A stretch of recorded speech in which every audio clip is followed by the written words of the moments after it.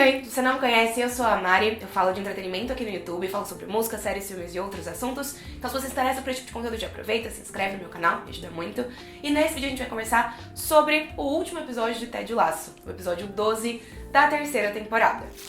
Bom, eu quero começar dizendo que eu tenho algumas questões com essa temporada. Eu acho que essa temporada não foi uma temporada tão forte, eu acho que ela foi uma temporada de altos e baixos. Quando eu olho para as 3 temporadas, pra mim, claramente a terceira é mais fraca do que as outras, em termos de desenvolvimento mesmo. Quando eu olho pro todo da terceira temporada e comparo esse todo com os todos das 2 primeiras temporadas, pra mim essa não conseguiu ser tão forte quanto as 2 primeiras. Porém, a temporada acabou de um jeito extremamente engraçado e emocionante, bonito, e com um episódio que pra mim beira a perfeição. Então eu decidi fazer esse vídeo aqui pra gente conversar justamente sobre esse final, sobre o último episódio. Até porque esse último episódio é um episódio cheio de referências e paralelos. Do começo ao fim a gente tem referências, a gente tem paralelos aos primeiros episódios da série, ao início dessa história. E aí eu pensei em compartilhar com vocês todas as referências e paralelos que eu enxerguei. E aí vocês fiquem à vontade também pra acrescentar outras coisas nos comentários, porque depois que eu percebi que tinha algumas referências, eu revi os primeiros episódios pra poder fazer o meu roteiro e gravar esse vídeo pra vocês, mas pode ser que eu tenha deixado passar algumas referências que aconteceram depois, né, que vieram pra além dos 3 primeiros episódios da série. E aí, enquanto eu estiver compartilhando essas referências, eu quero compartilhar as minhas opiniões também, as minhas impressões em relação a esse episódio final especificamente e a algumas questões ao longo da temporada. Vamos lá, então. Já vou começar jogando referências pra vocês, tá? Então tem uma cena muito especial nesse último episódio, onde o time todo faz uma apresentação musical pro Ted Lasso e pro Coach Beard, né, que naquele momento estão prestes a deixar o time, né, eles vão jogar o último jogo da temporada e aí eles vão voltar para os Estados Unidos. E aí o time canta uma música chamada So Long Farewell, que é inclusive o nome do episódio, do último episódio da terceira temporada, que é uma música de um filme musical chamado The Sound of Music. E Ted Lasso teve muitas referências musicais ao longo dos seus episódios. E aí a gente termina a série com mais uma dessas referências musicais. Uma outra referência, mas é uma referência à própria série, né, acontece numa cena também engraçadinha do episódio, porque a gente vê uma espécie de tribunal acontecendo ali no vestiário dos jogadores, e o Nate tá passando com uma caixinha pra recolher dinheiro de alguns jogadores que devem multas ali pro time, numa espécie de brincadeira que eles têm. E aí até o próprio Nate tem que pagar uma multa por ter perdido a temporada toda, né? Mas a referência dessa cena vem do fato de que a caixa que o Nate passa pelos jogadores pra arrecadar o dinheiro é a mesma caixa que ele usa pra pegar dinheiro no episódio 2 pro aniversário, pro presente que eles querem dar de aniversário pro Sam. O Ted tem essa ideia, o Nate passa a caixa pegando o dinheiro do pessoal e o Jamie, na época, não leva a sério aquilo ali, né, e coloca chiclete dentro da caixa, até porque ele tem ali uma espécie de rixa com o Sam, ele não é muito querido com o Sam, né, e aí agora, 3 anos depois, a gente vê o Jamie colocando mais dinheiro do que ele deveria colocar nessa caixa e levando a dinâmica em grupo a sério. E aí acho que eu já vou até aproveitar esse momento, né, pra dizer pra vocês que uma das minhas coisas favoritas sobre essa temporada, sem dúvidas, foi a evolução do Jamie enquanto personagem. Eu acho que ele é um dos melhores personagens dessa série e ele teve uma das jornadas mais bonitas e mais legais de acompanhar ao longo aí dessa temporada mesmo. O episódio anterior, que foi o 11º, que pra mim foi claramente de longe um dos melhores da série, não só da temporada, teve muito foco nele, na saúde mental dele, nele realmente se tornando uma pessoa mais empática e lidando com as suas questões, com seus questionamentos, com seus problemas, né? Então a gente viu uma evolução desse personagem que foi surreal e que muito tem a ver com o Ted, com o jeito que o Ted faz as coisas ali no time, mas também é um mérito próprio dele enquanto pessoa, enquanto personagem mesmo dentro dessa história. Outra referência que pode ter passado batida pra vocês é que o novo técnico do West Ham, que é o time do Rupert, é um personagem que já tinha aparecido no início da série. Então, a gente viu que o Nate saiu do West Ham, abandonou o time e voltou pro Richmond, e aí o Rupert claramente tem que colocar uma nova pessoa pra substituí-lo.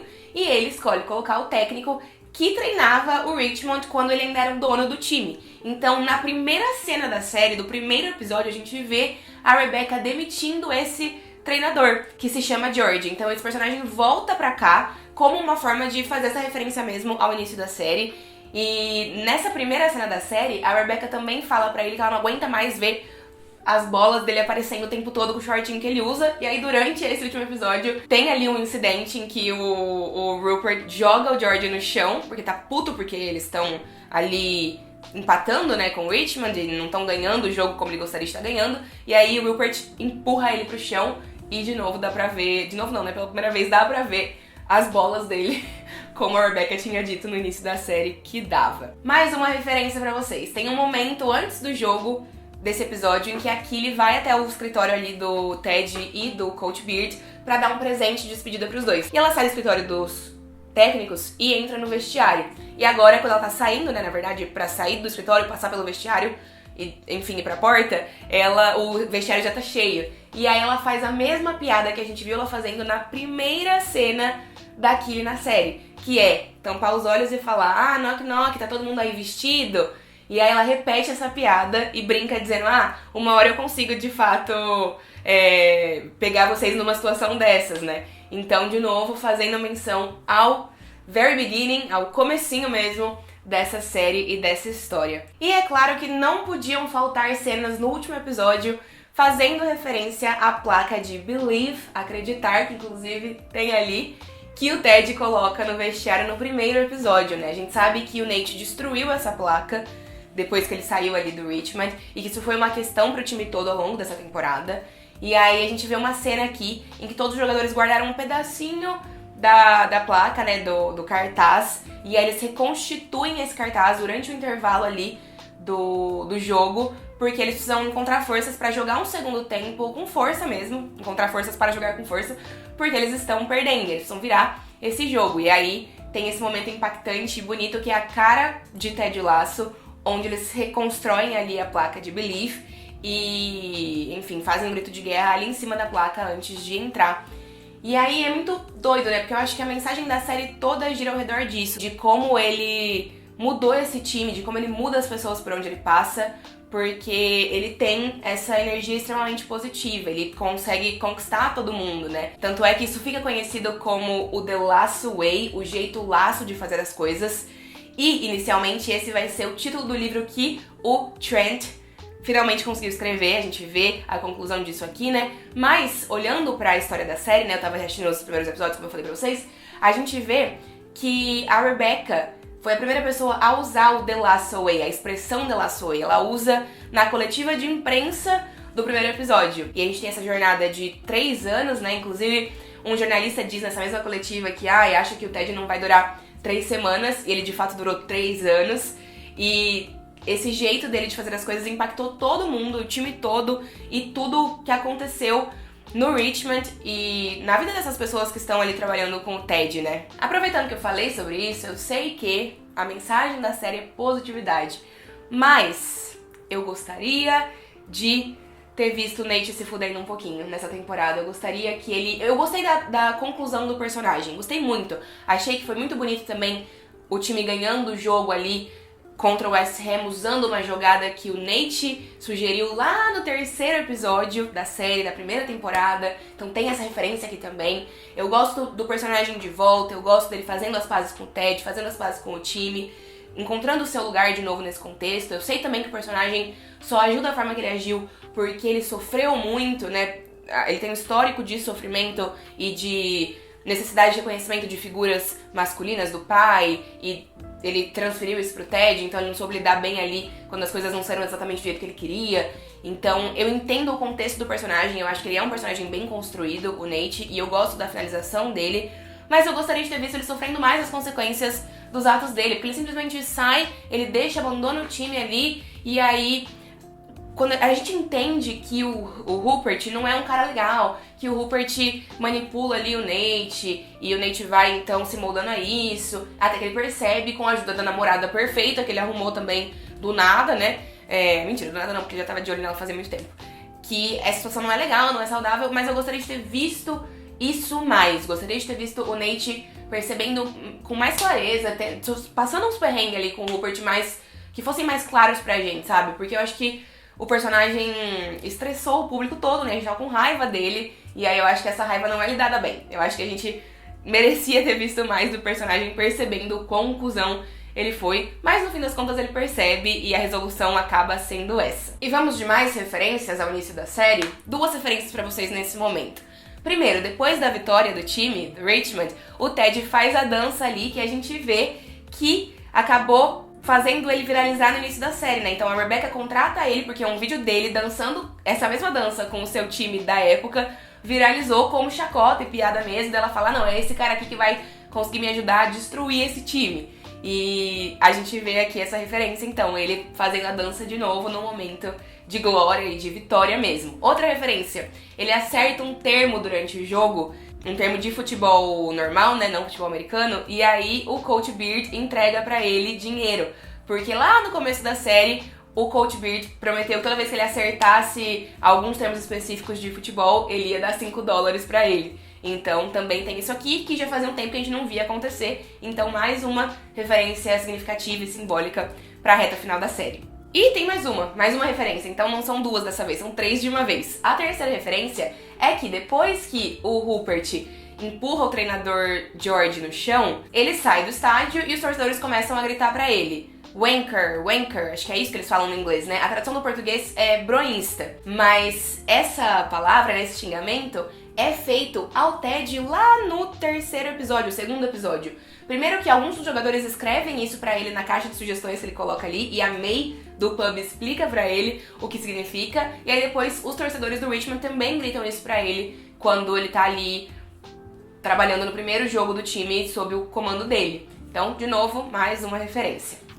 Apesar de ganhar o jogo contra o West Ham, o Richmond não ganha a temporada, porque o Manchester City também ganha o seu jogo. Eles precisariam ou empatar ou perder para o Richmond ganhar, mas ainda assim foi uma vitória muito válida e muito conquistada, porque o time nunca tinha chegado tão longe, né? Então o trabalho do Ted aqui realmente valeu a pena, e a gente vê o treinador então voltando para os Estados Unidos, como já era previsto que ele faria. E acho que é justo, acho que essa finalização é justa, porque o Ted precisa agora focar na sua família, né? Quando ele mudou pra Inglaterra pra assumir esse emprego, ele tava num lugar muito ruim no seu relacionamento, na sua vida, ele precisava de uma distração, ele precisava ir para um outro lugar.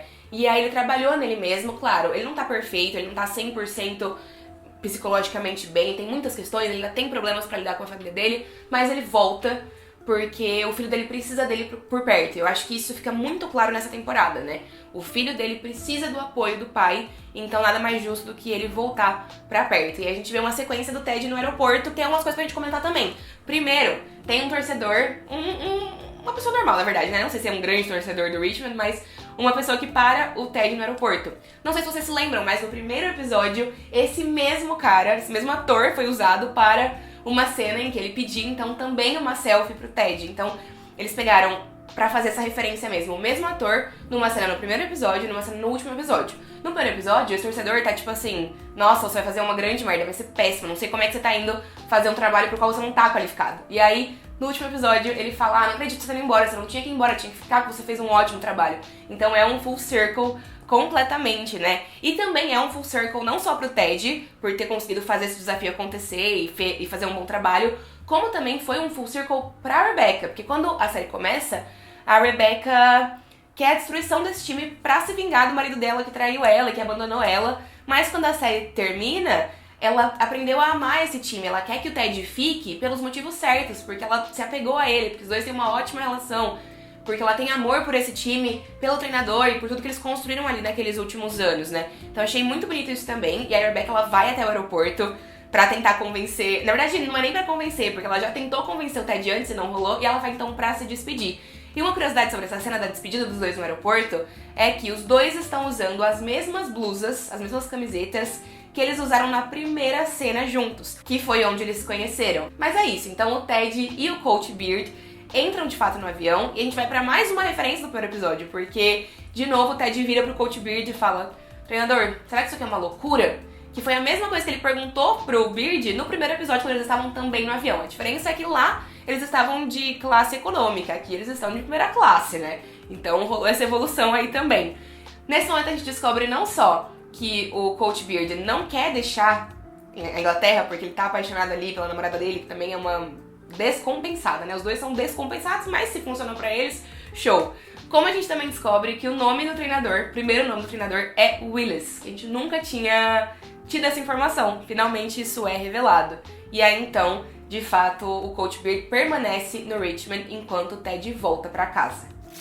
Então o Ted voltou pro Kansas e a gente vê ele ali com o filho de novo e interagindo com a Michelle, que é a sua ex-esposa. Mas ao longo do episódio a gente também viu que o relacionamento da Michelle com o terapeuta, o Jake, né, também não é maravilhoso como talvez o Ted ficou imaginando. Esse foi um plot que eu odiei, porque eu simplesmente odiei a ex-mulher do Ted namorando o terapeuta de casal dos dois. Achei muita sacanagem, super antiético, mas aparentemente não é uma coisa tão maravilhosa quanto parece, né? Porque ela também tá estressada com ele, o filho dos dois, né, o filho dela com o Ted também não gosta muito dele, enfim. Mas o Ted volta, a gente não sabe exatamente como vai ficar os dois, né? Acho que vai ficar pra imaginação mesmo, mas na minha imaginação eles também não voltam, porque eu acho que o Ted merece alguém que goste mais dele, valorize ele mais. Antes da gente ir pro próximo assunto desse vídeo, eu só queria mencionar uma outra referência que aparece quando o Ted tá conversando com o filho, porque a gente vê que ele virou o treinador ali do time de futebol do filho dele, né? Então, ele ainda tá próximo ao esporte. E aí o filho erra ali um passe e ele chama o filho pra conversar e fala pro filho ser um goldfish, um peixe japonês, que é a mesma coisa que ele fala pro Sam no segundo episódio da série. Então, de novo, aí um paralelo pra gente. Bom, muita gente achou que existia uma grande chance do Ted e da Rebecca ficarem juntos. Mas muita gente torcia pra isso. Eu era indiferente. Se a série virasse com isso pra mim, eu ia falar, tá bom, beleza, show, comprei. Mas eu não achei que fosse acontecer justamente porque não teve um desenvolvimento pra isso, né? A gente não viu isso desenvolvendo ao longo da série. Então ia ser muito estranho se agora, na reta final, no último episódio, isso acontecesse. Mas a série brincou com a gente em dois momentos. O primeiro foi na primeira cena do último episódio, em que, por alguns minutinhos ali, o episódio dá a entender pra gente que a Rebecca e o Ted dormiram juntos. Mas logo a gente descobre que não, que ele e o Coach Beard só estão ali porque teve um vazamento de gás. Mas claramente essa cena foi só pra irritar os fãs que queriam os dois personagens juntos. Só pra zoar com a cara dos fãs, né? Não necessariamente irritar. E aí depois também tem a cena do aeroporto em que o Ted fala que o que a Rebecca tá fazendo é típico de uma comédia romântica. Então tiveram aí esses detalhes, mas no fim das contas a Rebecca acaba com o holandês que ela conheceu nessa temporada e que ela não sabia o nome, e descobre aqui que ele é piloto e conhece a filha dele, fazendo a previsão da vidente da mãe dela acontecer, porque de certa forma ela tá ali ganhando uma responsabilidade materna, né, com a filha do novo namorado ou futuro cônjuge, e a gente vê ali os dois de fato juntos. Então, achei ok, porque eu achei legal a interação deles no episódio que ele apareceu. Não tenho fortes opiniões sobre isso, mas um relacionamento, uma trama amorosa sobre a qual eu tenho sim fortes opiniões é Keely, Roy e Jamie. Eu tenho fortes opiniões. Primeiro que eu queria a Keely e Roy juntos de novo, né?